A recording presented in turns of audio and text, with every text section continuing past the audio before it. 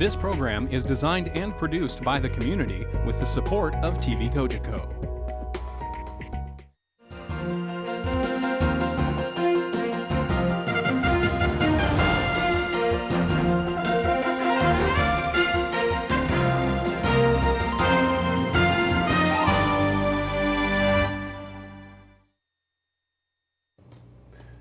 Welcome to the City of Port Colborne on Niagara's South Coast. My name is Vance Badaway, the Mayor of the City of Port Colborne. Today we're going to discuss how the City of Port Colborne is enhancing our business-friendly environment and how we are contributing to Niagara's overall economy, how we are living up to being a location that is where business and lifestyle are a perfect match. May I first introduce our guests today? First off, we have Mr. Bob Heil. Mayor? Bob is our CAO for the City of Port Colborne. And Bob is a great guy to work with, as I'm sure many members of our staff will recognize, as well as those throughout the community. We also have Mr. Dan Aquilina. Dan is our director. Good morning, Dan. Dan is our Director of Planning and Development Services, now Planning and Economic Development Services. Correct, Mr. Mayor. We're looking to reorganize the department with a new name. Absolutely. We're going to talk about that today.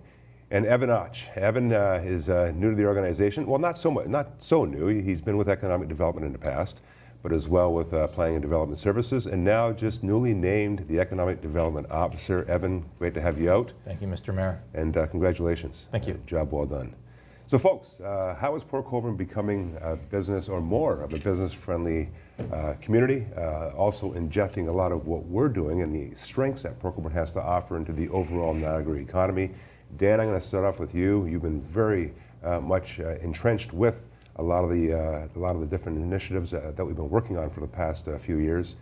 Tell us some of the things that you're into right now. Well, first, Mr. Mayor, I think it's important to recognize the location of Port Colborne and why we are where we are and what the province has recognized us as well as the region has recognized us and what the City of Port Colborne is moving forward on.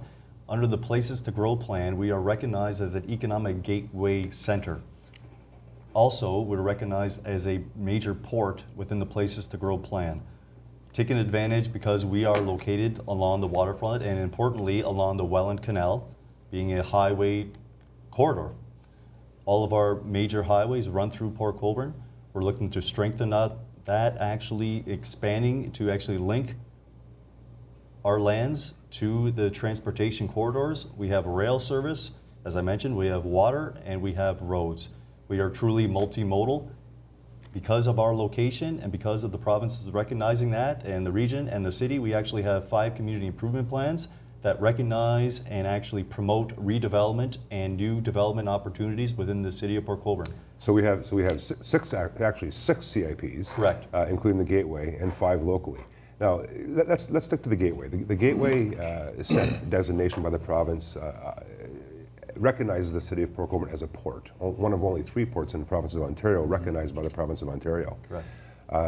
Those gateway lands that we have in the community, can you be more specific with respect to where they actually exist? Sure, Mr. Mayor. The Gateway Economic Center is within the settlement area, the municipal boundaries of Port Colborne. What that means locationally, it's lands, as I mentioned, urban area boundary. If you look at where we're located, the Highway 140, south to 2nd Concession, all the way, it actually encompasses our entire urban area boundary. That is the Economic Gateway Center.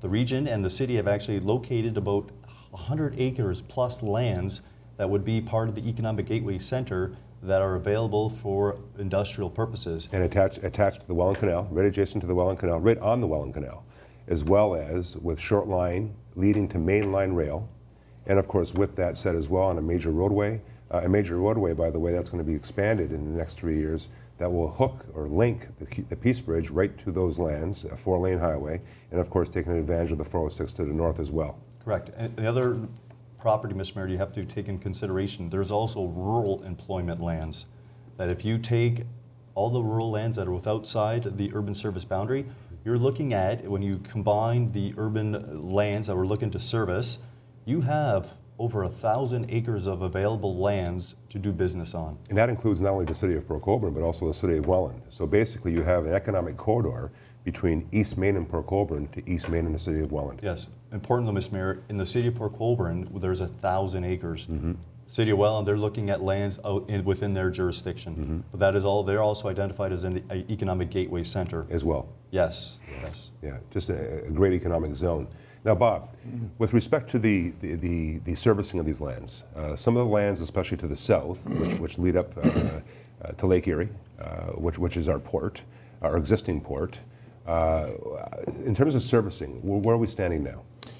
Worship, Council recognized that we're dead unless we do something. And Council has, and I agree with what Council is doing, it's putting its efforts in servicing that 100+ acres so that there's an opportunity for new industrial growth. Right now there's no opportunity, or very little, a few pieces here and there. So the development of the northern part of the city, the economic portion. So the south, so if I can interrupt for a second, so the south portion is already all serviced. Pretty well. So everything, yes. everything pretty well from our second concession where the Port Colborne Quarry exists, the Rankin property, to the south is all serviced. Along the port lands, south of Bridge 21 are all serviced. Yes. So what you're speaking about is anything, the newly established industrial lands to the north. Pretty well of the everything, quarry. yes, from the second to the third concession. Right. And from 140 to essentially the canal. That area is going to be serviced, and if it's serviced, it will open up all kinds of new opportunities for industrial growth that we currently have some limitations because we don't have sewer and water. But that's in the cook right now. And Council made a decision at its last meeting to proceed with the engineering on it, to make the determination.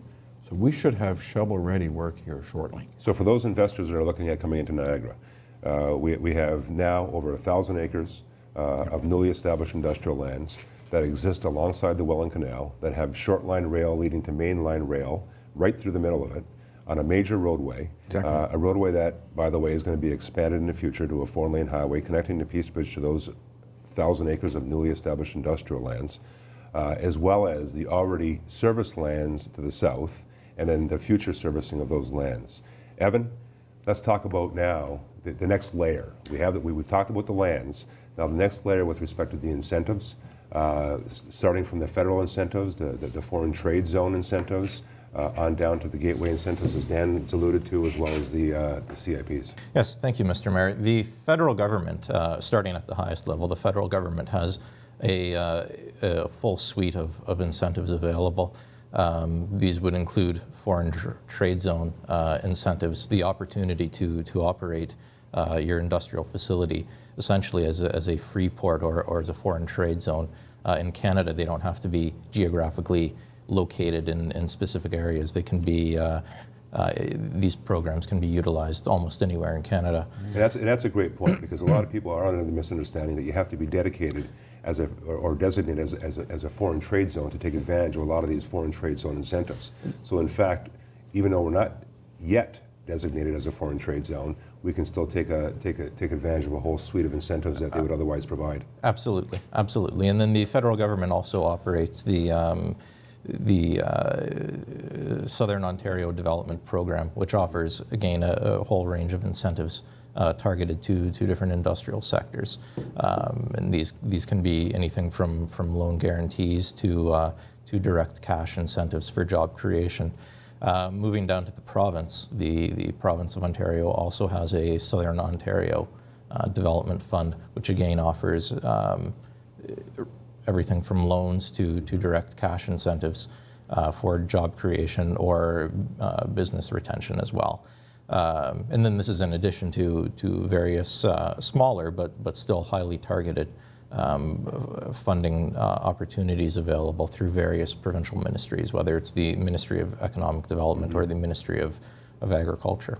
Now, Dan, we have the gateway incentives. We have the 5 CIPs. Can you elaborate a bit on those? Sure, Mr. Mayor. I'll start from when Council first adopted the first CIP, and I'll list each one. Sure. The first one, as you know, when Council adopted, was the old Humberston Main Street CIP, taking in the geographical boundaries from Elm Street to the actual current canal. Now, the community improvement CIP stands for those folks that are watching, a community improvement plan. This is a geographic area within the city. Reason why we have 5 versus 1, more geography, and with that, more ability to give incentive to different sectors such as industrial as well as the retail commercial sector. Yes, Mr. Mayor.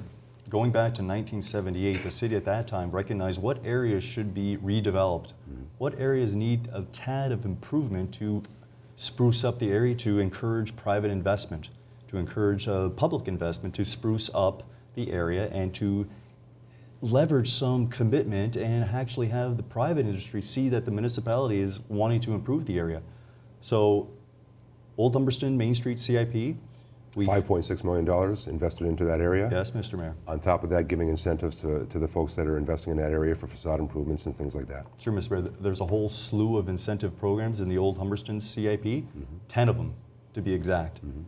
The next CIP that council authorized to complete was the Brownfield CIP.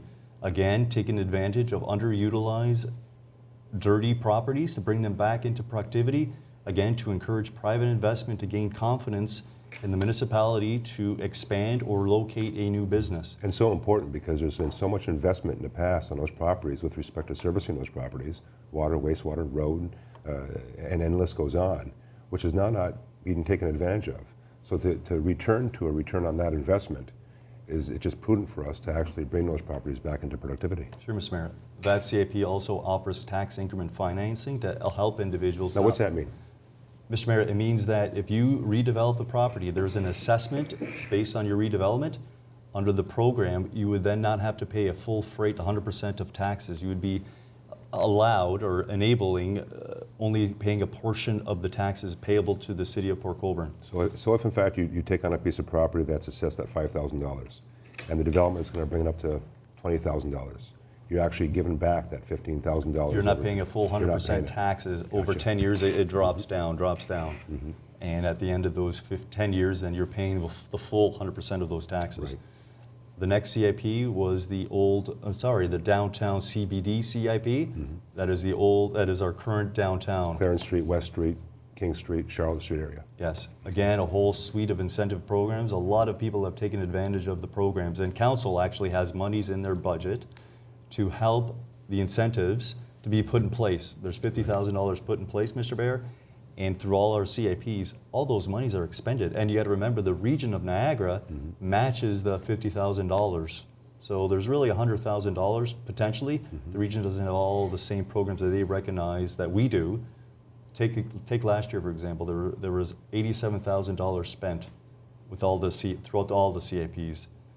The next CIP that council authorized and completed was the East Waterfront CIP, looking at the lands on the east side of the Welland Canal. Again, a whole slew of incentive programs for the private investment, for the private developers. And very much mixed land use in that area. We have residential that can take advantage of that CIP. We have commercial retail. We have light industrial, heavy industrial, as well as open space. Yes, Mr. Mayor. The next CIP, and important for this discussion, the city actually was one of the first municipalities in Ontario that took on the bull by the horns and completed the industrial community improvement plan. It's throughout the entire urban area of the city of Port Colborne. Again, increment financing to help individuals not pay that full freight of municipal taxes. The city also said, you know what, we're not going to charge you development charges. Give us the development charges, complete your project, and we'll give it back to you. Building permit fees, we would take those into consideration under the tax increment financing. Again, not paying the full 100% of the taxes. One thing to note, Your Worship, in this too is that in the United States, municipalities do this kind of stuff all the time.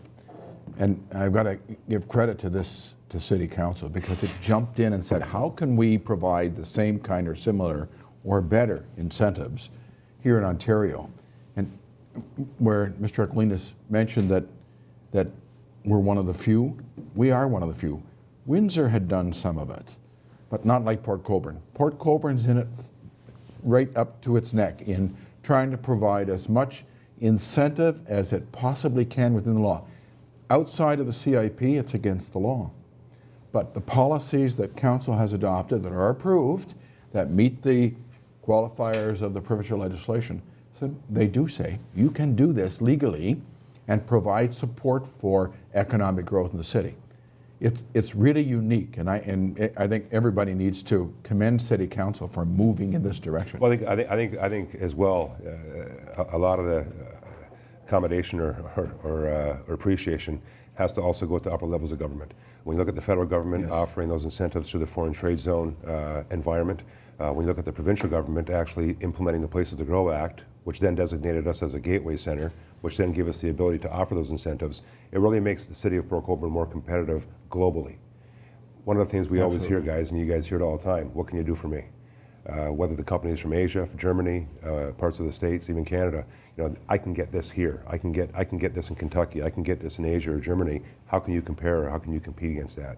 And one of the reasons why we are so appreciative of upper levels of government is because they provided us that toolbox to now say to the customer, to say to the client, we can now be competitive. We can offer the same, if not better, with respect to giving incentive for you to come to the city of Port Colborne and the Niagara region to invest. Your Worship, there's a really good example in the past 4 months, the inquiry that we've had that you followed up on in New York.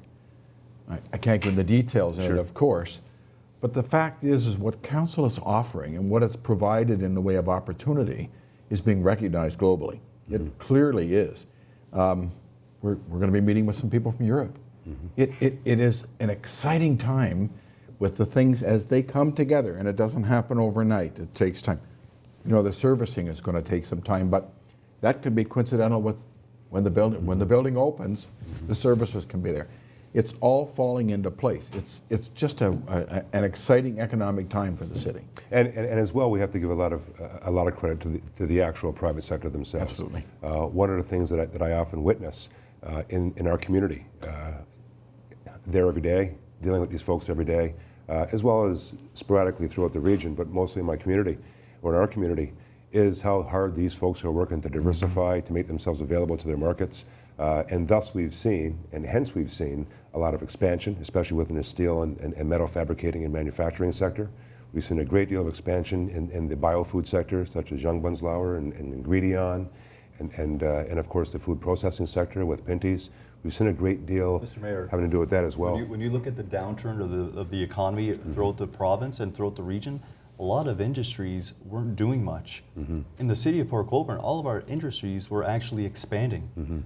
A tremendous development of building permit fees, and we saw a lot of those industries actually expanding. And I Twofold, threefold, some of them. Yeah, and I tell people, like, you know what, we're still doing fine down here. Like, we have no complaints. We are actually seeing the industries expanding. It was uncalled for. It was bizarre in a sense. And Port Colborne's now in a situation where we actually have very little vacant industrial building because of the amount of expansion that has taken place over the last 5 years. And I've noticed that a lot of the vacant buildings that were actually not being used for a year, 2, 3 years are now being swallowed up. Absolutely, and actually being added onto as well. There's a good reason, Your Worship. We build the industries. The housing follows. Right now, there are adjoining municipalities that are enjoying some housing growth, not the industrial growth that we are. And that's the global nature, I guess, of what's going on.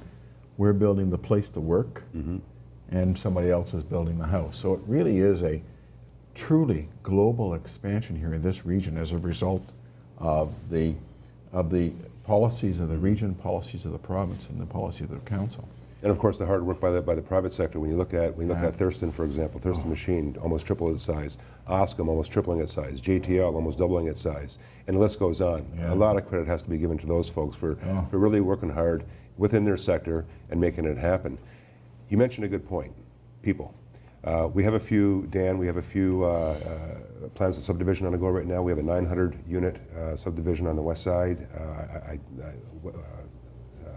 We have the Schultz development over on Clarence Street, a few that are on the go right now to bring more people into the community, which in fact also complements our retail sector. Probably the one sector, folks, that has taken the hardest hit throughout the past 3 or 4 years. How's that going? Mr. Mayor, as you just alluded to, we have the Rosemount draft plan of subdivision. As you mentioned, 900 units available. Ready to go. It needs to go through the process of actually developing the site, the construction of the roads. And now that the MTO has lifted that corridor, more doable. Major benefit to that development for sure, undoubtedly. You have Northland Estates, which is just north of the Sobeys Mall, Canadian Tire. That's draft plan approved. You have, as you mentioned, Lester Schultz Westwood Estates, an extension of that development. That one's actually underway soon. Very soon. Very soon. We're just Construction will finalizing start the very plan soon. of subdivision, final agreement. Good. Mr. Mayor, as you mentioned, the retail sector, yeah, it's taken a little bit of a blow, but we're seeing the actual return. And when you look at the incentive programs that have been put in place in the downtown, Within the CIP areas. within the CIP, you take last year, for example, we had 18 applications under the incentive programs. When you compare that regionally, no one is even close to how we are. Well, when you go down our downtown, when you take a drive down our downtown, very vibrant. A lot of the stores that were once empty, as Evan said, are now being filled up. I had 5 grand openings in the last week and a half. I had Yes. 2 more today, 2 more on Saturday. You know, so it's happening. And to their credit, you know, they're out there, they're taking a chance, and it's working, and they're becoming more successful, whether it be on Clarence, West, Maine, King, Charlotte, and I see a lot of them are taking advantage of the CIPs Yes, as well. Mr. Baird. When you go back to when council first adopted the old Humberston Main Street CIP, we saw a lot of facade improvements, parking lot improvements. The program works. The fact that council has to continually top up the monies, they're actually all being allocated, they're spent. You take last year, for example, we have a report coming to council that's going to outline all the applications that have been put in place. In 2013, we had 18 community improvement plan incentive programs applied for and approved. Out of those 18, 14 were in the downtown. You had ones on Main Street, and you also had ones in the East Waterfront, and you actually had a Brownfield CIP. Again, as I mentioned before, I'm like a broken record. The programs work, and this is proof in the pudding, so to speak. So give me an example, Dan. Business comes into town, sets up on one of our, Port Colborne's sort of unique. We are an anomaly. We have actually 2 downtown areas. We have the Clarence area, which is the West Street Clarence, right along the Welland Canal there. Excuse me. And we also have the Main Street area, which also abuts the Welland Canal through the Gateway area. If I want to set up a shop, I'm a retailer, I want to bring my business to Port Colborne, what can I actually apply for? Mr. Mayor, we would want to know what you are planning to do. Are you building brand new? Are you remodeling? That's the first thing. Are you going to intensify your actual building? You're going to put more residential units in? You tell us what you're planning on, and we'll look under the CIP, and I guarantee there's going to be something in there that's going to be available for you to take advantage of. You want to redo the front of the building. You want to repoint the brick. You want to put new windows. You want to put new signage. The facade improvement incentive program will allow you to do that. There are monies there. They're matched by the region. Again, as I mentioned, you want to put more residential units in? Do that. We can help you. You want to put another commercial unit in? Go ahead. Yes. Bringing more people to downtown, living there, Yes. shopping there, doing business there. Exactly, Mr. Mayor. And depending on what project area you are in, each one has a suite of incentives that people are taking advantage of. And just tell us how we can help you, and we'll do that. Yeah, Bob? Mr. Mayor, one of the things that we're doing, and this is at your urging, is trying to find ways to get through the red tape easier. We are working, Evan and himself, we're pulling together a one-stop shop, we hope, of all of the incentives that are there by point, very quick, easy to read, and then find ways to assist people to get into these programs. Dan's department has done wonders. They've done a great job trying to get people through the myriad of red tape. And regardless, you know, whether it's federal, provincial, or region, it doesn't matter. There's still a lot of red tape. We're going to put together, I hope it's a you click and you're there type summary of all of the incentives and the benefits about coming to Port So Colborne. people actually get a menu. Exactly. They come in, they see within the CIP areas, which I have to underline. I have to really take the opportunity to emphasize the fact that we pretty well covered the whole city within a CIP. Yes. So we can actually offer incentives in every sector, Just about everywhere. financial incentives within the entire geography of the community. Having said that, you now have areas that the city is investing in, like we did with Main Street, Exactly. on the waterfront, within the CIP, making it more aesthetically pleasing. And as well now, they'll receive a menu that actually offers them financial incentives to then proceed with their development. Exactly. We hope to have that when? Within by the end of the summer. Oh, Yeah. Worship, we're going to have, we hope to be one of a kind. We're one of a kind already. You know, like the Highway H2O through the middle, Highway 3, the 4 lanes going to the QEW, 4 lanes coming from the QE. And I need to mention, Your Worship, the presentation made by Niagara Central Airport last week. Their huge growth. They're pumping $8, $10, $15 million a year into the economy, and huge expansion plans, really rounding out everything that Port Colborne could ever provide. And as well, how we're injecting or how we're contributing to the overall Niagara economy. Because there's no question that Port Colborne, and then of course you include the other 11 and the region 12, we have a lot to offer throughout Niagara, and all we're trying to do in the city of Port Colborne is actually contribute to the overall economy within the Niagara region. Absolutely, Your Worship. Yeah. So we have one more minute left, guys. In a nutshell, Dan, why do I want to come to Port Colborne and spend my money? Answer, Mr. Mayor, is why wouldn't you? There is everything here Maybe you for should you. be sitting in my chair. Mr. Mayor, when you look at what we can provide people, and also understanding what the city as a whole can provide you, the lifestyle, where we're located, we're on the Lake Erie shoreline, we got a marina, there's all of the amenities here, the new valet center. There's everywhere that every place in the city is a benefit for people to want to come in and do business. Again, the team that we have in place, we're there to help you, to make it happen. Help us, help you. You know, that it goes without saying. And Well said. yeah, and it's like we have everything that everyone would want to take advantage of it. And again, we're here to help. Thanks, Dan. To find ways. And you know, guys, and my appreciation to you. I have the privilege of working with you guys every day. And of course, you guys are the ones that make me look good. Although it's my ugly mug you see in the paper sometimes, it's you guys that are really doing the work behind the scenes that make it happen. So I want to thank you for that. And to you folks, thank you for watching. Thank you for watching and listening to what we're doing in our small part of the world in the city of Port Colborne, trying to and attempting to, as a team, contribute to the overall dynamics of a beautiful region, a region that we call home here in Niagara. And with that, trying to create that place where business and lifestyle are a perfect match.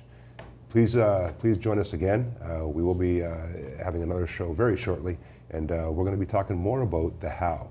We talked about the what and a bit of the how with respect to the incentives and the lands and our location today. But the next show we're going to be discussing more in depth with those folks that are using those incentives and taking full advantage of investing in the city of Port Colborne. Have a great day, and we'll see you during the next